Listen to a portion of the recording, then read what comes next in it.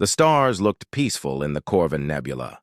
Captain Hyun-woo stood on the bridge of the human ship Aegis Dawn, watching the colorful gas clouds drift past the main window.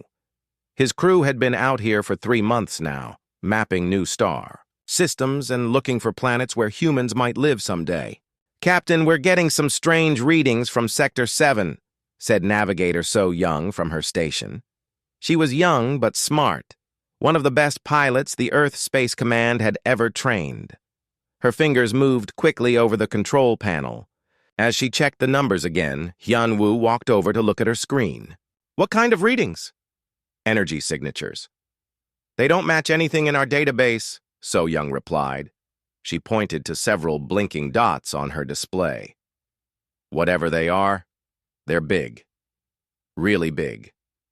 Chief Engineer Bo-ra looked up from her station near the back of the bridge.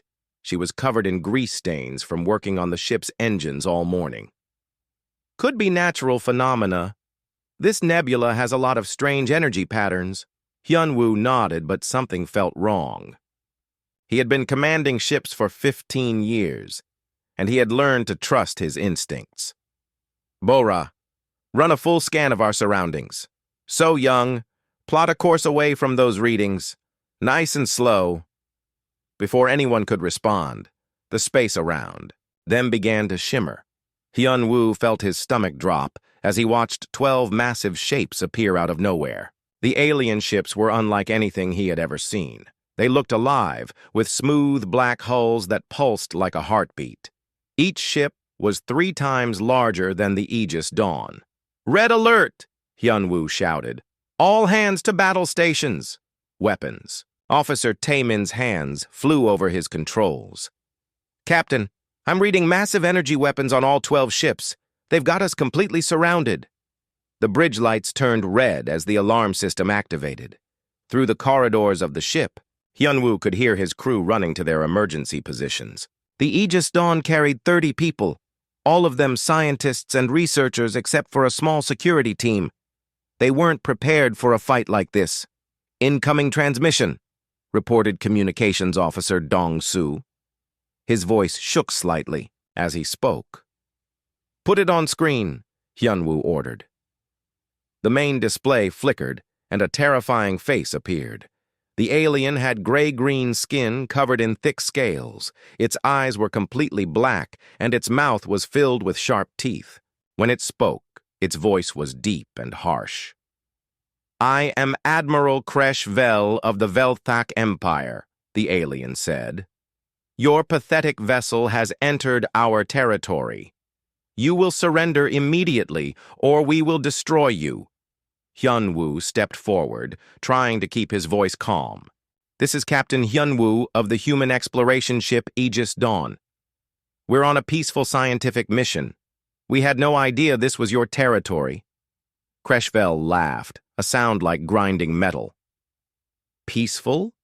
Humans are weak creatures. You have no armor, no natural weapons, no psychic abilities. You are nothing but soft meat in a tin can." Several other Velthak faces appeared on smaller screens around the main display.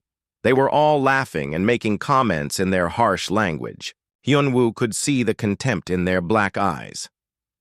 "We have studied your species," Kreshvel continued. "You conquered your own world through luck and breeding like insects. In real space, among real warriors, you are helpless," Bo-ra whispered to Hyun-woo from behind. "Captain, their ships are scanning us. They're learning everything about our weapons and shields." Taemin added quietly, "Sir, we can't fight 12 ships that size. Our weapons would barely scratch their hulls." Hyun-woo knew they were right. The Aegis Dawn was built for exploration, not war. It had basic shields and a few defensive weapons, but nothing that could handle a full battle fleet. Still, he refused to give up without trying. "Admiral Kreshvel," Hyun-woo said, "we don't want to fight. Let us leave this area, and we'll never come back." "Too late," Kreshvel replied. His scaled face twisted into a cruel smile. "We have decided to study your species. Your crew will be taken alive for our scientists to examine. Your ship will be torn apart so we can learn how such weak creatures manage to build space vessels. The alien admiral gestured to someone off-screen. Your weapons are pathetic. Your shields are like paper.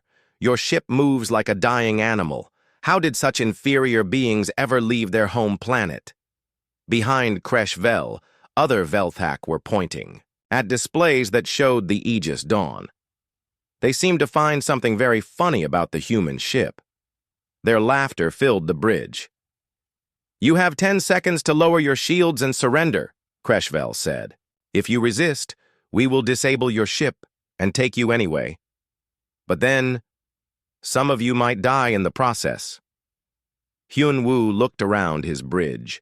So Young was gripping her controls so tightly her knuckles were white. Taemin was staring at his weapons display, probably trying to figure out some impossible way to win. Bora was already running calculations on her engineering station. 5 seconds, Kresh Vel announced. Hyun-woo made his decision. He had sworn an oath to protect his crew and his ship. Even if they couldn't win, he wouldn't make it easy for these aliens. "Bo-Ra, maximum power to shields," he ordered. "Taemin, charge all weapons. So-young, prepare evasive maneuvers." Kresh Vel's smile grew wider. "So the soft humans want to play warrior. This will be amusing." The transmission ended, and the alien ships began moving closer. Their hulls pulsed faster now, like excited predators about to feed. Energy readings spiked across all 12 vessels as they powered up their weapons. "All hands, brace for impact," Hyun-woo announced over the ship's communication system. "This is going to be rough." The first energy blasts lit up space around them like deadly fireworks. The Aegis Dawn shook as the shields absorbed the impact. But Hyun-woo knew they couldn't last long against this kind of firepower. The battle for survival had begun. The Aegis Dawn shuddered as another wave of energy blasts hit the shields. Chief Engineer Bo-Ra ran through the corridors toward the engine room, her tools bouncing in her belt as emergency lights flashed red around her. Behind her, she could hear the sound of metal groaning under stress. "Engineering team, report!" she shouted into her communicator as she reached the main engine bay. The room was filled with the humming of overworked machinery and the smell of burning electronics. "Shields down to 70% after just 2 volleys, reported Engineer Min Seok. His face was covered in sweat as he worked at a control panel. "These alien weapons are more powerful than anything we've seen before." Bo-Ra pulled up the damage. Reports on her main screen. The numbers weren't good. At this rate, their shields would collapse in less than 5 minutes. After that, the alien weapons would tear through the ship's hull like paper. On the bridge, Weapons Officer Taemin was having his own problems. "Captain, our weapons are barely making a dent in their hulls," he reported. "It's like shooting rocks at a mountain." Hyun-woo watched the tactical display as red dots representing the Velthak ships moved closer. "Keep firing, Taemin. Make them work for it." "Sir," Navigator So-young called out, "I'm reading some strange energy patterns in their ships. The hulls seem to be adapting to our weapons." "Adapting how?" Hyun-woo asked. "Each time we hit the same spot, it gets harder to damage. It's like their armor is learning from our attacks." Hyun-woo felt a chill run down his spine. Bioadaptive armor was something Earth scientists had only theorized about. If these aliens actually had it, then conventional weapons would become useless very quickly. Another massive impact shook the ship. This time, sparks flew from several control panels on the bridge. Communications Officer Dong-soo wiped blood from a small cut on his forehead. "Shields down to 50%. Bo-Ra's voice came through the intercom. "Captain, I don't think we can take much more of this." But Hyun-woo wasn't ready to give up. "Bo-Ra, I need you to do something for me. Remember Project Lighthouse?" There was a pause before Bo-Ra replied. "Sir, that's experimental technology. We don't even know if it works." "It's time to find out," Hyun-woo said. "Activate Protocol 77 Alpha." Down in the engine room, Bo-Ra's eyes went wide. Protocol 77 Alpha was classified at the highest levels. Officially, the Aegis Dawn was just an exploration ship. But Bo-Ra knew better. Hidden deep in the ship's core were systems that most of the crew didn't even know existed. Min Seok, I need you to shut down secondary power and reroute everything. To the quantum beacon, she ordered. The quantum what? Min Seok looked confused. Bo-Ra, I've worked on this ship for 2 years. There's no quantum beacon. Bo-Ra was already moving toward a sealed panel she had never opened before. There's a lot about this ship you don't know. She pressed her hand against a hidden scanner, and the panel slid open to reveal a complex array of equipment that definitely wasn't standard exploration gear. Back on the bridge, So-Young was preparing to send a very special message. Her fingers moved over her controls, accessing communication systems that were buried deep in the ship's computer network. So-Young, open a channel on all frequencies, Hyun-Woo ordered. Channel open, sir. Hyun-Woo's voice was calm and clear as he spoke. This is the human vessel Aegis Dawn. We are under attack by hostile forces, activating Protocol 77 Alpha. Aboard the Velthak flagship, Admiral Kreshvel watched the human transmission with amusement. Listen to them, he said to his officers. They cry for help like frightened children. Should we jam their communications? Asked his tactical officer. No, Kreshvel replied with a laugh. Let them send their pathetic messages. Who will hear them? The nearest human settlement is dozens of light years away. Even if they could send a faster-than-light message, help would take weeks to arrive. The POW. Velthak continued their attack, pouring more energy into their weapons. They were enjoying themselves now like predators playing with wounded prey. To them, this was entertainment, but on the Aegis Dawn, something remarkable was happening. The quantum beacon that Bo-Ra had activated wasn't just sending a normal distress call. It was punching through space-time itself, creating a tunnel through dimensions that the Velthak didn't even know existed. Beacon is active, Bo-Ra reported from the engine room. Signal is transmitting through quantum layers 7 through 12. Estimated arrival time? Hyun-Woo asked. 4 minutes, 30 seconds, So-Young replied, reading data from her navigation systems. Tae-Min looked confused. Arrival time for what? Captain, what's going on? But Hyun-Woo couldn't explain right now. He had to focus on keeping his ship alive for just a few more minutes. Bo-Ra, I need everything you can give me. Shields, weapons, engines, everything. I'm rerouting power from life support, Bo-Ra replied.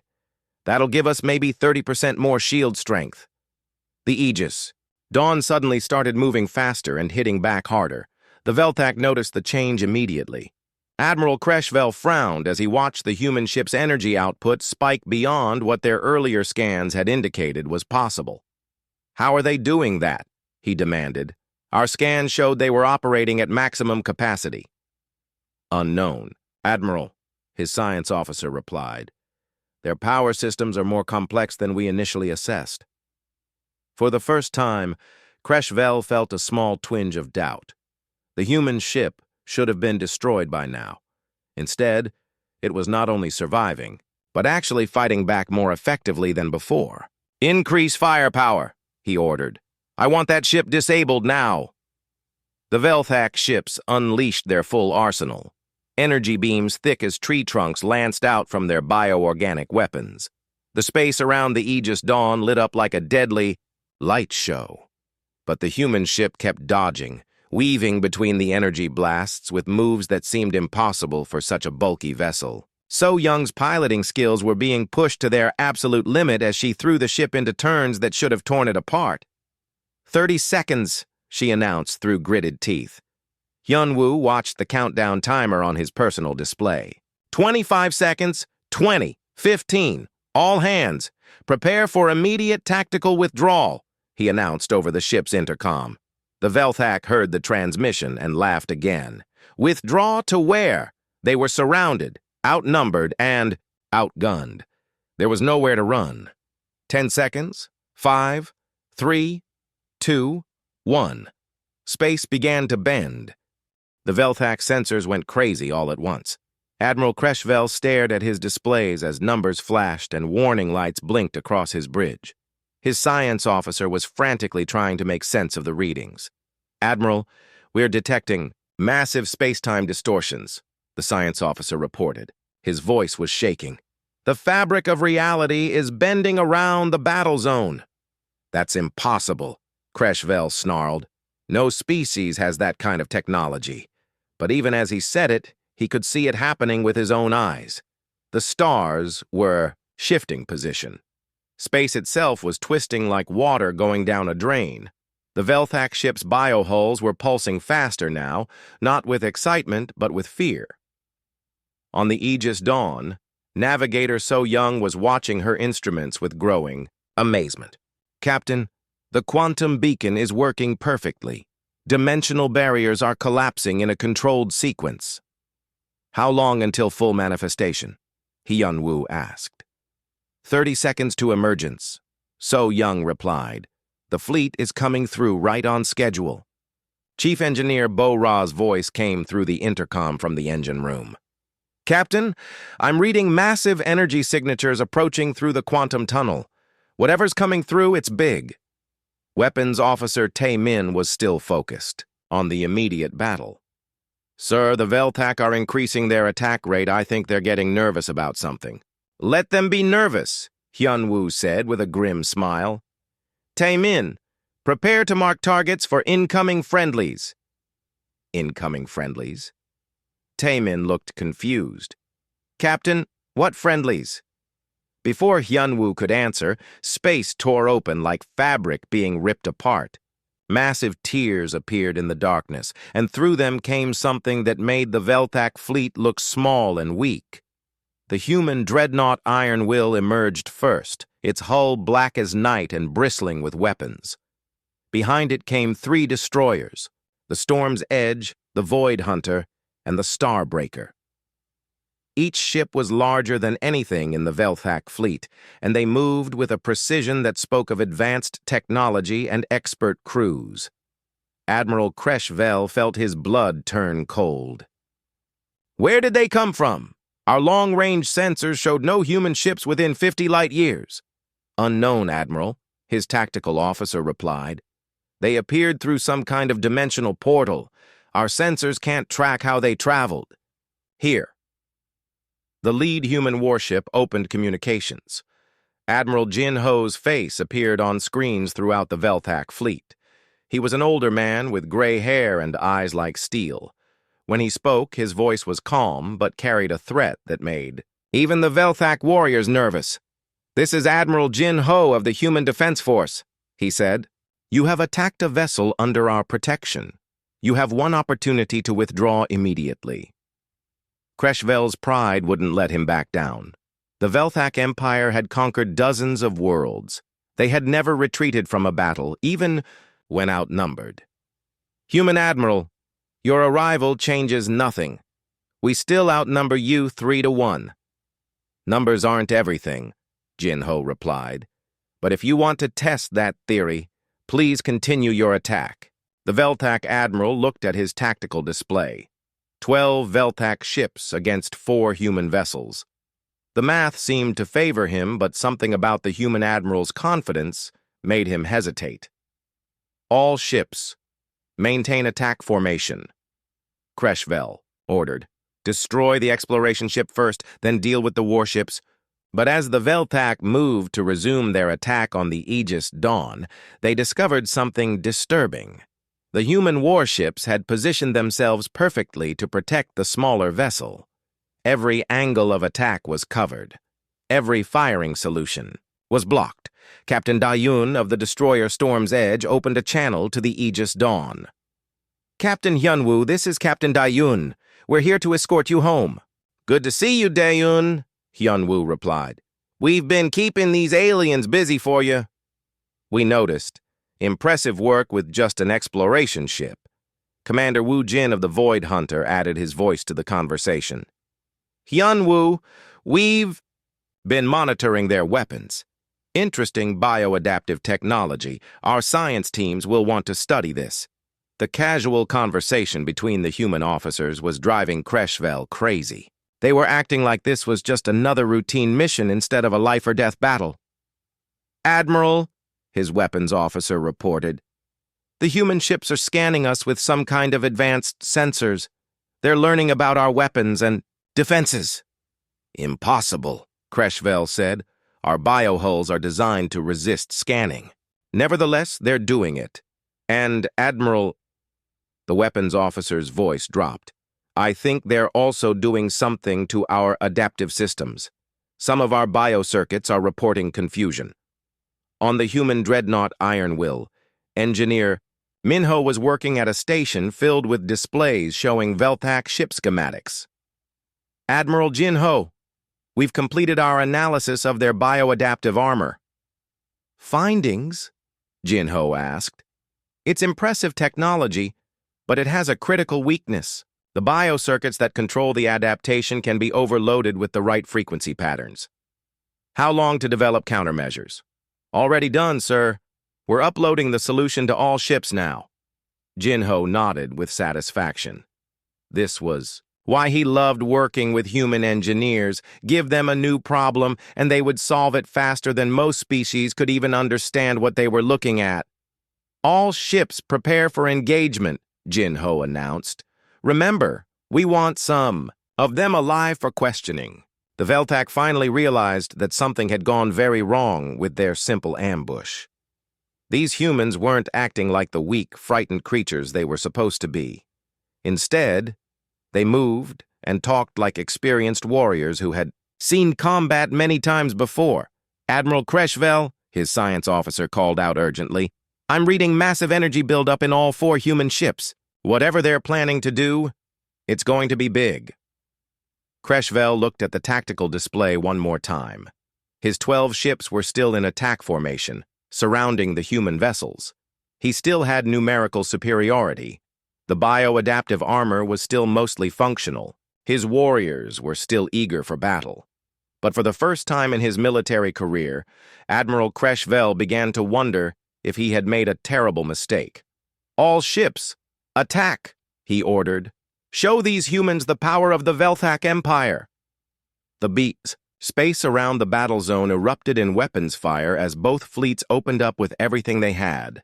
But within the first few seconds of combat, it became clear that this wasn't going to be the easy victory the Velthak had expected. The human ships moved like dancers, their formation flowing and shifting in perfect coordination, and their weapons were doing things that shouldn't have been possible. The battle exploded across space in a display of fire and energy that could be seen from neighboring star systems. But within moments, Admiral Creshvell realized that everything he thought he knew about warfare was wrong. The human ships didn't fight like any species the Velthak had ever encountered. Where other races relied on brute force or overwhelming firepower, the humans used something far more dangerous: perfect coordination and adaptive tactics. Captain Da-Un of the Storm's Edge spoke calmly into her communicator as her ship danced, between energy blasts that should have destroyed it. "Wu Jin, I'm marking targets 7 and 8 for your missile run." Commander Wu Jin's destroyer Void Hunter immediately responded, launching a spread of projectiles that curved through space in impossible arcs. "Confirmed, Da-Un. Targets marked. Minho, are you ready with the countermeasure pulse?" Engineer Minho's voice came from the dreadnought Ironwill. "Pulse ready and standing by. Just say when." Admiral Creshvell watched in growing horror as his ship's bioadaptive armor began to malfunction. The organic circuits that controlled the adaptive systems were receiving conflicting signals. Instead of strengthening against attacks, the armor was weakening itself. "What's happening to our defenses?" he demanded. His science officer was frantically working at his station. "Admiral, the humans are transmitting some kind of interference pattern. It's confusing our biocircuits. The armor thinks it's under attack by our own weapons." "Can you stop it?" "I'm trying, but their signal is incredibly complex. It's like they understand our technology better than we do." On the human flagship, Admiral Jinho was watching the battle with calm satisfaction. "Minho, Excellent work on the biocircuit disruption. How long until their armor completely fails? Approximately 3 minutes for full system collapse, Minho replied, though individual ships are already showing significant weakness. The Velthak ship Dagger of Keth was the first to fall. Its bio-hull suddenly began pulsing erratically as the adaptive systems turned against each other. The organic armor started dissolving, leaving the ship's internal structure exposed to human weapons. Captain Somin of the Starbreaker didn't waste the opportunity. Targeting exposed areas on the damaged vessel, firing precision charges, her weapons hit the Velthak ship exactly where the armor had failed. The alien vessel shuddered and went dead in space, its biosystems completely shut down. "One down," Somin reported.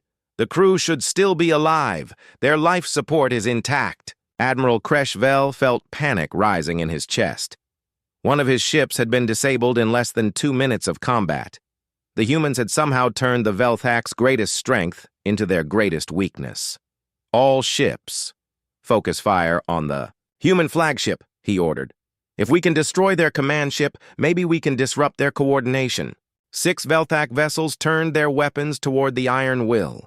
The massive bio-ships unleashed everything they had, filling space with deadly energy beams and organic projectiles that could tear through most armor like paper. But Admiral Jin Ho had been expecting this. "All ships, defensive pattern Gamma, protect the flagship." The 3 human destroyers instantly moved to shield the dreadnought. But instead of just blocking the attacks, they did something that made the Velthak weapons officers stare in disbelief. The human ship's shields didn't just absorb the incoming energy, they redirected it. The Velthak weapons fire was caught by the human defensive systems and sent back at other Velthak ships. "Impossible!" Kreshvel shouted. "Energy cannot be redirected like that." But his tactical officer was already reporting the results. "Admiral, ships 4 and 9 are taking damage from our own weapons. The humans are somehow using our attacks against us." Captain Da Yun's voice came over the communication channel, still perfectly calm despite being in the middle of the most intense battle any of them had ever seen. "Jin Ho, their biosystems are adapting faster than we expected. Request permission to activate Protocol 9. "Protocol 9 authorized," Admiral Jin Ho replied immediately. The human destroyers suddenly changed their attack pattern completely. Instead of targeting the Velthak ship's hulls or weapons, they began firing at empty space around the alien vessels. Kreshvel was confused. "They're missing on purpose. Are their weapons malfunctioning?" His science officer's face went white as he analyzed the human attack pattern. "Admiral, they're not missing. They're creating an energy web around our ships." "An energy web?" Each shot is leaving behind a residual charge in space. The charges are linking together to form a containment field. As the science officer spoke, invisible energy began to form barriers around the Velthak ships. The bio-vessels found themselves trapped in cages made of pure force, unable to move or maneuver.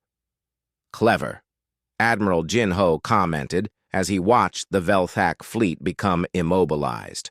"Wu Jin, begin the neural disruption sequence." Commander Wu Jin's ship started transmitting a new type of signal. This one was aimed directly at the Velthak bioship's nervous systems. The organic hulls began to twitch and convulse as their neural networks received signals they couldn't process. Within minutes, half the Velthak fleet was either disabled or completely confused. The bioships that were still functional were firing at each other, their neural systems convinced that nearby vessels were enemies. "Admiral," the Velthak tactical officer reported with despair in his voice, "Ships 2, 5, 6, 8, and 11 have lost all combat capability. Ships 3 and 7 are attacking Ship 9. Our formation has completely collapsed." Kreshvel looked at his tactical display and felt his world crumbling. In less than 10 minutes, his superior fleet had been reduced to chaos. The humans had done something that should have been impossible. They had turned the Velthak's own technology against them. "How?" he whispered. "How did they learn so much about our system so quickly?" Engineer Min Ho could have answered that question. Human technology was built on a simple principle: adaptation. Every piece of human equipment was designed to learn from what it encountered and develop countermeasures. The Veltak bioships were impressive, but they were also predictable, once you understood how they worked. Admiral Jin Ho, Captain Da-un reported, remaining Veltak vessels are attempting to retreat. Let them try, Jin Ho replied. But maintain the containment fields. I want to have a conversation with their admiral. The few Veltak ships that were still capable of movement found that they couldn't escape. The human energy web held them in place like insects in amber. Their bioengines strained against the force fields, but couldn't break free. Admiral Jin Ho opened a communication channel to the Veltak flagship.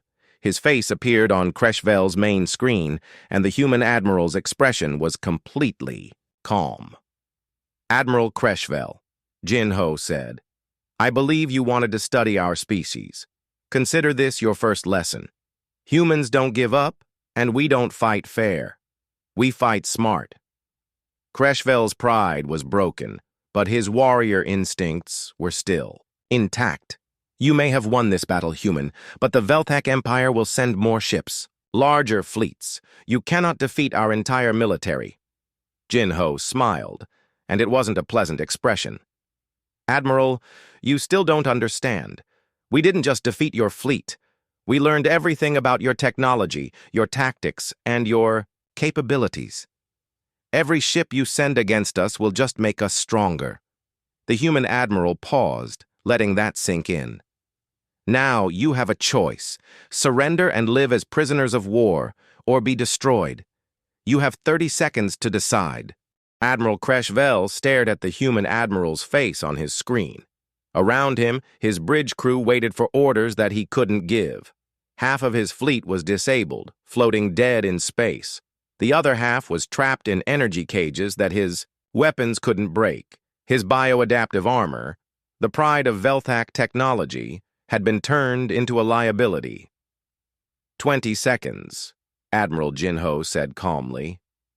Creshvell looked at his tactical display one more time. The numbers told a story that his warrior pride didn't want to accept. In less than 15 minutes of combat, the humans had demonstrated technological superiority that the Veltak Empire had never encountered before. Admiral, his tactical officer whispered, we're receiving surrender requests from ships 4, 6, and 8. Their captains are asking for permission to give up. 15 seconds, Jin Ho announced. The Veltak admiral felt the weight of responsibility crushing down on him.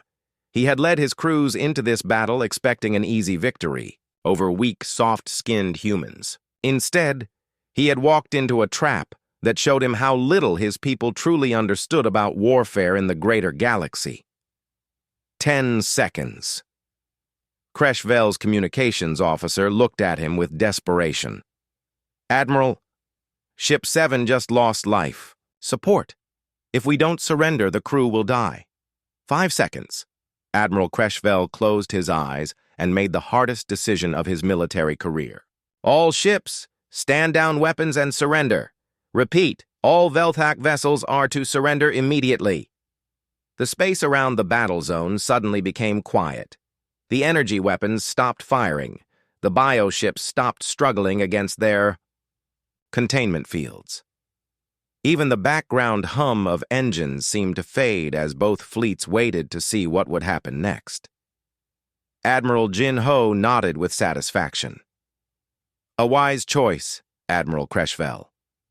Captain Da-un, begin rescue operations for the damaged Veltak vessels. Commander Wu Jin, establish security details for prisoner processing. On the Aegis Dawn, Captain Hyun Woo finally allowed himself to relax. So young, plot a course for home. I think our exploration mission is finished. Navigator. So Young was still amazed by what she had witnessed. Captain, how long have you known about the Defense Force's rapid response capability? Hyun Woo smiled. Every exploration ship carries a quantum beacon, So Young. We're never really alone out here. Earth's military learned long ago that the Best way to protect our people is to be ready to respond instantly to any threat. Chief Engineer Bora's voice came through the intercom. Captain, I'm shutting down the quantum beacon and returning to normal power distribution. That was quite a ride.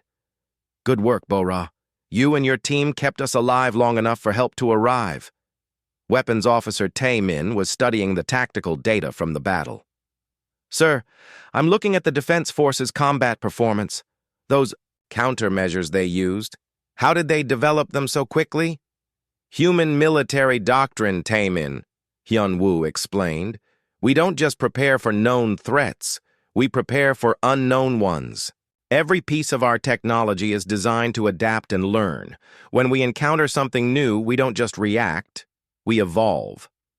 Aboard the human flagship, Engineer Min-ho was already analyzing the captured Velthak technology. Admiral Jin-ho, preliminary analysis of their biosystems is complete. The applications for medical technology could be revolutionary. And their weapons? Jin-ho asked. Powerful but limited. They rely too heavily on brute force and not enough on flexibility. With some modifications, we could improve our own defensive systems significantly. Admiral Jin-ho walked to the main viewing window and looked out at the disabled Velthak fleet. Min-ho, make sure our scientists get everything they need to study these bioships, but treat the prisoners well. They fought bravely, even if they chose the wrong target. The news of the battle spread quickly through both human and alien communication networks. Within hours, species across the galaxy were talking about the encounter between the Velthak Empire and the Human Defense Force. On the Velthak homeworld, High Command received Admiral Kreshvel's battle report with shock and disbelief. The humans had not only defeated a superior Velthak fleet, but had done so while capturing most of the ships and crews intact. It was a level of tactical sophistication that challenged everything the Velthak thought they knew about warfare. How is this possible? Demanded Supreme Admiral Vexkoth. Our biotechnology is centuries ahead of most species. Our warriors are bred for combat. How did these soft creatures defeat us so easily? The intelligence officer who delivered the report looked uncomfortable. Supreme Admiral, our analysis suggests that human technology is based on adaptability rather than raw power. They don't try to be stronger than their enemies, they try to be smarter. And this quantum tunnel technology they used? Unknown, sir. Our scientists have no idea how they managed to transport an entire fleet across dozens of light years in just a few minutes. Supreme Admiral Vexkoth studied the tactical data for a long time. Send word to all fleet commanders. Human space is now designated as a no-engagement zone. Any captain who attacks a human vessel without direct authorization will face court-martial. Similar conversations were taking place in the capital cities of dozens of other species. The Torgan Confederacy, the Zilinian Republic, the Hive Collective. All of them were reassessing their understanding of human capabilities. On Earth, the Defense Council was meeting in emergency session. General Park Hye-jin, the highest-ranking officer in the Human Defense Force, was briefing the civilian leadership. The quantum beacon system worked perfectly, she reported. Response time from activation to fleet arrival was 4 minutes and 37 seconds. Admiral Jinho's forces were able to disable the Velthak fleet with minimal casualties on both sides. What about the prisoners? Asked President Chen Wei-ming. They're being held according to the Galactic Conventions on Warfare. Admiral Kreshvel has agreed to cooperate with our intelligence teams. In exchange, we're providing medical care for his wounded crew members. And the implications for our exploration programs? General Park smiled. I think we can expect much. Less harassment of our scientific vessels. Word travels fast in this galaxy. Every species will now know that attacking a human ship brings consequences. 6 months later, Captain Hyun-woo stood on the bridge of the Aegis Dawn as they approached a new star system in the Outer Rim. But this time, they weren't alone. 3. Escort vessels from the Defense Force accompanied them, and their communications array was receiving friendly greetings from multiple alien species. "Captain," Navigator So-Young reported, "we're receiving a transmission from the Andrari Science Collective. They're requesting permission to send a joint research team to study the nebula with us." "Approved," Hyunwoo replied. "The more scientists we have working together, the better." Chief Engineer Bo-Ra looked up from her station. "Sir, I'm also reading a message from something called the Galactic Exploration Alliance. They want to invite us to join their organization." Hyunwoo nodded with satisfaction. The battle with the Velthok had changed more than just military perceptions of humanity. It had opened doors that had been closed before, creating opportunities for cooperation and friendship with species across the galaxy. "So-Young, respond to all messages with our standard greeting," he ordered. "Tell them that humanity is always interested in peaceful cooperation and scientific advancement." As the Aegis Dawn continued its mission, the story of the battle spread further and further across the galaxy. It became a legend told in spaceports and military academies, a reminder that strength came in many forms and that the most dangerous enemies were often those who appeared the weakest. The Velthok had learned that lesson the hard way. But they weren't the last species who would underestimate humanity's capacity for adaptation, innovation, and the unbreakable will to protect their own. In the vast darkness of space, humans continued their journey to the stars, no longer alone and no longer underestimated.